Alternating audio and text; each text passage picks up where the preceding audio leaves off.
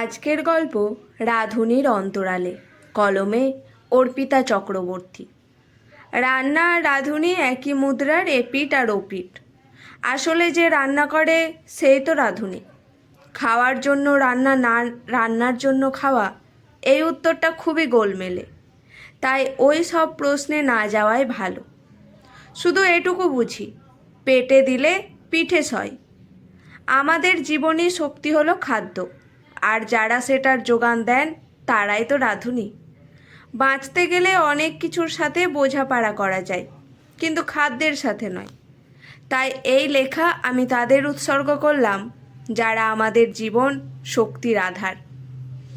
আমি এখানে আমার মা, শাশুড়ি মা থেকে শুরু করে সেই সব মানুষকে কৃতজ্ঞতা জানাতে চাই, যারা আমাদের নিত্যদিনের বেঁচে থাকার মূল মন্ত্র। আমি এই দলে নিজেকেও সামিল করলাম, কারণ আমি নিজেও একজন রাঁধুনি, বিনা বেতনের রাঁধুনি। আজ আমি যার কথা বলবো সেও আমার মতো রান্না করত, বলা যায় দারুণ রান্না করত। পেঁয়াজ, টমেটো, রাঁধুনি ফোড়ন দেওয়া মুসুর ডাল, সাথে অল্প একটু মটর ডাল বেটে ছোট ছোট বড়া তৈরি করত। গন্ধ লেবু না, ওটা সবসময় পাওয়া যেত না। তবে পেলে কি হতে পারে সেটা আমি না, আপনারাই বলুন। থোড় ঘন্ট না, আজকাল আর খুব বেশি রান্না হয় না। আসলে কাটার ঝামেলা আছে, আর খুব ধৈর্য ধরে সময় নিয়ে করতে হয়। কিন্তু যদি ওটা কালো জিরে কাঁচা লঙ্কা ফোড়ন দিয়ে একটু সময় নিয়ে নিভু আঁচে মজিয়ে রাঁধা যায় তো অমৃত।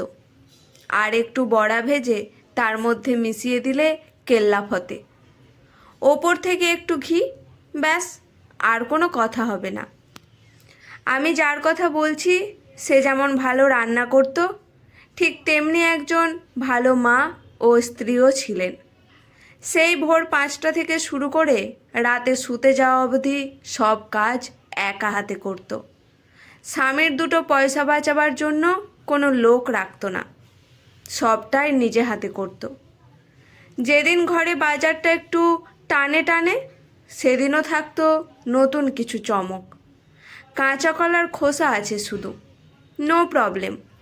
ওটাতে ভালো করে সিদ্ধ করে সেল নোড়ায় বেশ মিহি করে বেটে কাঁচা লঙ্কা, রসুন আর সর্ষের তেল দিয়ে কড়াইতে বেশ করে নাড়ত।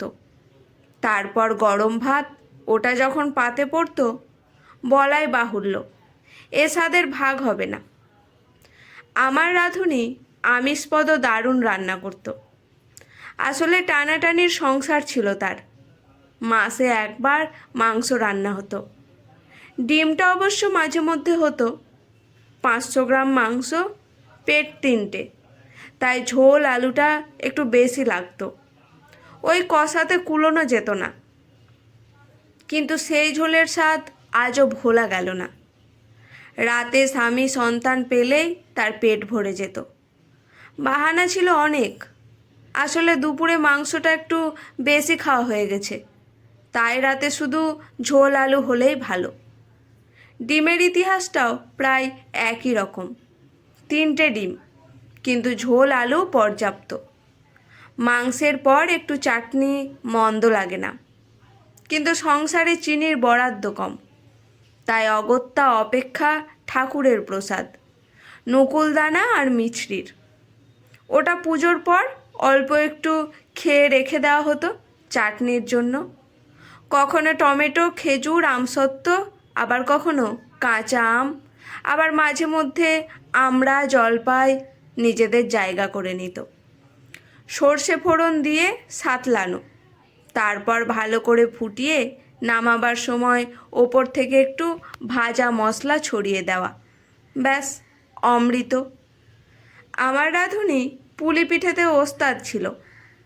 নিভু আঁচে সন্ধ্যাবেলা বসে পিঠে ভাজত। সারা দুপুর ধরে চলতো পিঠের প্রস্তুতি। রাতে স্বামী সন্তানের পাতে তুলে দিত বেশ মোটা করে পুরভরা পাটিসাপটা, কিন্তু নিজে খুঁজে খুঁজে সবচেয়ে ছোটটা খেত। আসলে বাহানা, রাতেও সব খেলে অম্বল হয় তো তাই। আমার আর এক রাঁধুনি, 4 সন্তানের জননী, চলে গেল খুব তাড়াতাড়ি, রেখে গেল স্বামী সন্তানদের। তারও হাতের রান্নায় ছিল জাদু। শুনেছি তার হাতের মাংসের ঝোলে বড় বড় আলু থাকতো। রাতে মাংসটা একটু কম পড়লে ওই ঝোল আলু দিয়েই ভাতটা খেয়ে নেওয়া যেত। পিঠে পায়েসে তার জুড়ি মেলা ভার। ওনার স্বামীর তো ওনার হাতের পায়েস ছাড়া অন্য কাউরটা মুখে রুচত না। দুধটাকে খুব করে ফুটিয়ে বেশ ক্ষীর করতে হবে, আর গোবিন্দভোগ চালটা যেন বেশি না হয়, একদম মুঠো মেপে দিতে হবে। কাজু বাদামে কৃপণতা চলবে না, মিষ্টিটা একটু কড়া হবে। একে বলে পায়েস, থুড়ি, মিষ্টান্ন। ভোগের খিচুড়িতে কাকে 1 নম্বর দেব তা নিয়ে একটু কনফিউশনে আছি।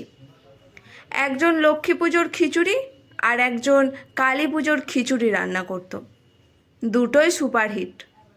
সোনামুগ ডাল, গোবিন্দভোগ চাল, নারকেল কোড়া, নামাবার আগে ওপর থেকে ঘি ছড়িয়ে দেওয়া, ব্যাস এই দিয়েই কামাল করত আমার 2 রাঁধুনি। কথায় বলে মাছে ভাতে বাঙালি, আর প্রসঙ্গ যখন ইলিশ মাছ, তখন কাকে ধরি আর কাকে ছাড়ি।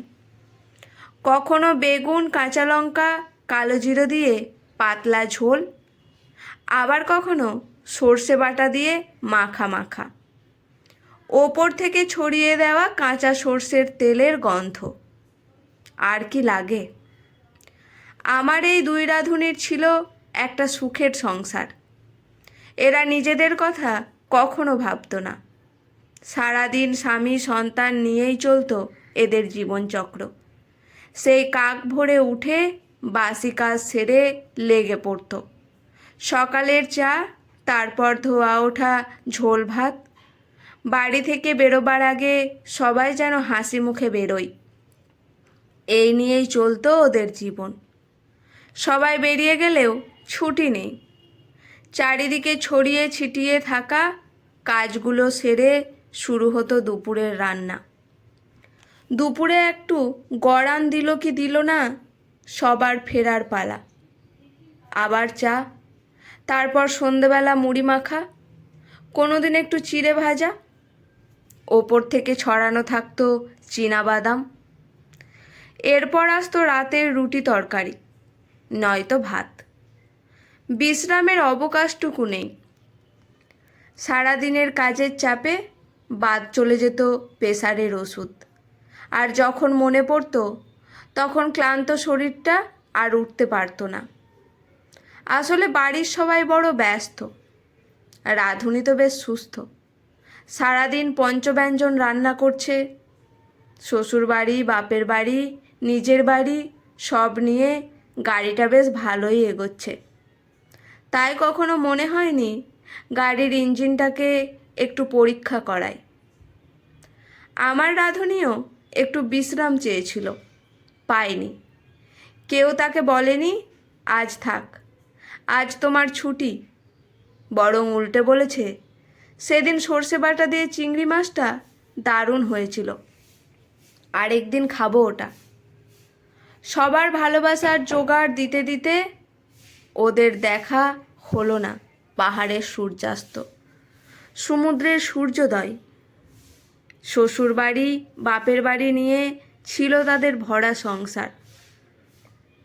কেউ ভালোবাসতো বম্মার হাতের আলু পোস্ত খেতে, আবার কেউ ভালোবাসতো সেজমার হাতে কচি পাঁঠার ঝোল খেতে। যে যা ভালোবাসতো ওরা তাই করে খাওয়াতো তাদেরকে। কিন্তু কেউ বলেনি না আর রান্না না, এবার শুধু ছুটি, পুরো 7 দিনের ছুটি। বাঙালির 12 মাসে 13 পার্বণ। আমার রাঁধুনির সংসারে এর ব্যতিক্রম ছিল না। সরস্বতী পুজো থেকে শুরু করে পৌষ সংক্রান্তি সবটাই উদযাপিত হতো। কখনো খিচুড়ি, লাবড়া, 5 রকম ভাজা, পায়েস, চাটনি, আবার কখনো সত্যনারায়ণের সিন্নি।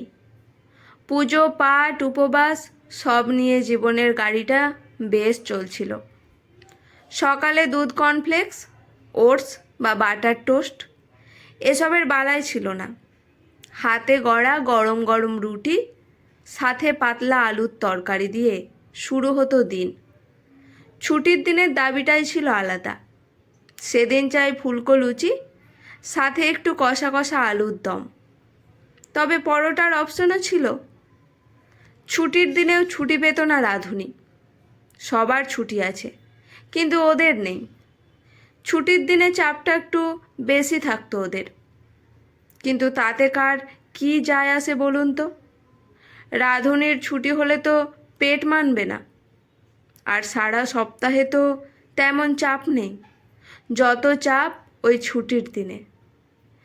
একটা দুটো দিন পরিবারের মুখে ভালো মন্দ তো তুলে দিতেই হবে, অলিখিত চুক্তি বলে কথা। সমস্যা হতো যখন আমার রাঁধুনি একটু অসুস্থ হয়ে পড়তো। কি করবে বলুন, মানুষের শরীর তো, জবাব তো দেবেই। ব্যাস, বজ্রাঘাত। পুরো বাড়ি শুদ্ধ সবাই চিন্তিত। রাঁধুনি শুয়ে পড়েছে, সিদ্ধ ভাত মুখে রোচে না। ডাক্তার ওষুধ সব পড়ছে, কিন্তু সুস্থ হতে একটু সময় তো লাগবেই। সুস্থ হতেও দুর্বলতা থেকে যেত, আসলে বিশ্রাম পেত না তো। অবশ্য সুস্থ হয়েছে এটাই অনেক। তাহলে মোদ্দা কথা হলো, আমার বিনা বেতনের রাঁধুনির ছুটি নেই, শরীর খারাপ হতে নেই। বছরে 2-4 দিন বাপের বাড়ি, দিদির বাড়ি বা ভাইয়ের বাড়ি ঘুরতে যাওয়াই বরাদ্দ ছিল, কিন্তু সেখানেও রান্নার ছুটি নেই। আসলে ভাইপো ভাইজি বা বোনপো বোনঝিদের আবদার, পিসি মুরগির মাংসটা দারুণ রাঁধে, মাসির হাতের পাটিসাপটা লাজবাব। রাঁধুনি লেগে পড়তো সবার ইচ্ছা পূরণ করতে। মাত্র তো 2-4টে দিন, ওদের এইটুকু আবদার তো রাখতেই হবে। এসেছিল একটু বিশ্রাম করতে, কিন্তু সবাইকে বিশ্রাম দিয়ে গেল। ভালো রান্না করতে পারা, গুছিয়ে সংসার করা, স্বামীর কষ্ট করে করা রোজগার বাঁচিয়ে বাচ্চাদের আবদার পূরণ, আবার একটু সঞ্চয় করা, সবটা বেশ ব্যালেন্স করতে জানতো আমার রাঁধুনি। নিজের শখ পূরণ বা নিজের জন্য কিছু করা হতো না তার। আসলে টানাটানির সংসার বলে কথা, গুণের কদর কজন পায়? ভারী তো একটু রান্না করে খাওয়ানো, ওটা তো কর্তব্যের মধ্যে পড়ে। আর মাইনে, ওটা দিয়ে নিজের লোককে অপমান করা যায় না। যুক্তি অজুহাত সব আছে, নেই শুধু ভালোবাসা। আমার রাঁধুনি একটু ছুটি চেয়েছিল, কিন্তু পায়নি। হাতে হাত ধরে ওই দূরে পাহাড়ে মেঘের খেলা দেখা হলো না। সমুদ্রের পাড় ধরে ভেজা বালির ওপর দিয়ে হাঁটা হলো না দুজনের। আসলে রাঁধুনি তো, কোথায় একটু কপির ডাঁটা পড়ে আছে না, ফেলে ওর সাথে একটু কুমড়ো, কানা পোকা বেগুনের ভালো অংশটুকু, ঝিঙে ইত্যাদি দিয়ে একটা চচ্চড়ি, একটু বড়ি ভেজে ওপর থেকে ছড়িয়ে দেওয়া। এই নিয়েই তো পৃথিবী। সংসারকে ভালোবেসে সবাইকে ভালো রাখতে চাওয়া আমার 2 সেরা রাঁধুনি আজ শুধু স্মৃতি। ওরা শিখিয়ে গেছে ভালো রান্না করতে, সুগৃহিণী হতে। ওদের ছিল হাত গুণ, আমাদের তা নেই। আমরা সকালে ব্রেড বাটার ব্রেকফাস্ট করি, ওটস কর্নফ্লেক্স ছাড়া আমরা চলতে পারি না। আসলে আমরা আধুনিক, আধুনিকতার ছোঁয়া লেগেছে আমাদের মডিউলার কিচেনে। আমরা রান্না করি, কিন্তু গেস্টদের জন্য। পোলাও, মটন কষা, নয়তো ফ্রাইড রাইস, চিলি চিকেন। প্রতিদিনের রান্নায় বৈচিত্র্য না থাকলেও গেস্টদের বেলায় থাকে অনেক বৈচিত্র্য। প্রশংসার ঝুলিটা আমাদের বেশ ভর্তি, কিন্তু যারা প্রশংসা, ছুটি, বেতন কিছুই পেল না, আজকের লেখাটা সেই সব রাঁধুনিদের জন্য যারা এসবের পরোয়া করেনি। হাতের জাদুতে বিখ্যাত তারা, ভালো থাক আমার দুই মা, আমার দুই রাঁধুনি। মা, যার কাছে রান্নার হাতে খড়ি, আমার সেরা রাঁধুনি। আজকের গল্পটি এখানেই সমাপ্ত। গল্পটি কেমন লাগলো অবশ্যই কমেন্ট করে জানাবেন। গল্পটি শুনে যদি ভালো লেগে থাকে, মন ছুঁয়ে যায়, চ্যানেলটি সাবস্ক্রাইব করে পাশে থাকবেন। ধন্যবাদ।